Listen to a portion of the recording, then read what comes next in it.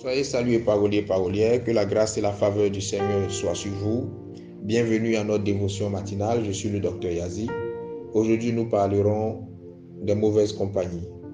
1 Corinthiens le chapitre 15, en son verset 33, déclare ce qui suit. Ne vous y trompez pas, les mauvaises compagnies corrompent les bonnes mœurs. Amen. Vous savez, il est vrai que nul ne peut vivre seul. Mais il est important de savoir avec qui tu marches, qui tu côtoies au quotidien ou qui fait partie de ton entourage. Dans la vie, les relations humaines sont comme l'arbre de la connaissance du bien et du mal. La Bible déclare que cet arbre était beau à voir et le fruit agréable à manger. Et lorsque Adam et Ève ont consommé de cet arbre, les yeux se sont ouverts.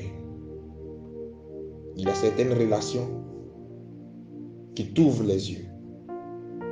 Certaines relations t'apprennent à faire le bien et à devenir une meilleure version de toi. Tandis que d'autres t'apprennent à faire ou à subir le mal, te rendent méchant et te transforment en une mauvaise version de toi. Il y a des personnes que tu as connues qui t'ont appris à subir la trahison ou à devenir toi-même un traître. Et il y en a d'autres que tu as connues qui t'ont appris la loyauté, quoi qu'il en coûte, et qui t'ont emmené à épouser ces valeurs au point d'être un homme loyal aujourd'hui.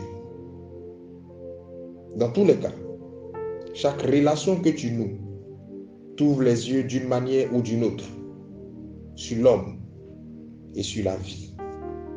Fais donc attention à tes compagnies, car elles détermineront en général qui tu seras demain. Aujourd'hui, nous allons prier le Seigneur afin que Dieu nous donne le discernement et la lucidité nécessaire dans le choix de ceux qui nous entourent, de ceux avec qui nous marchons. Prions le Seigneur.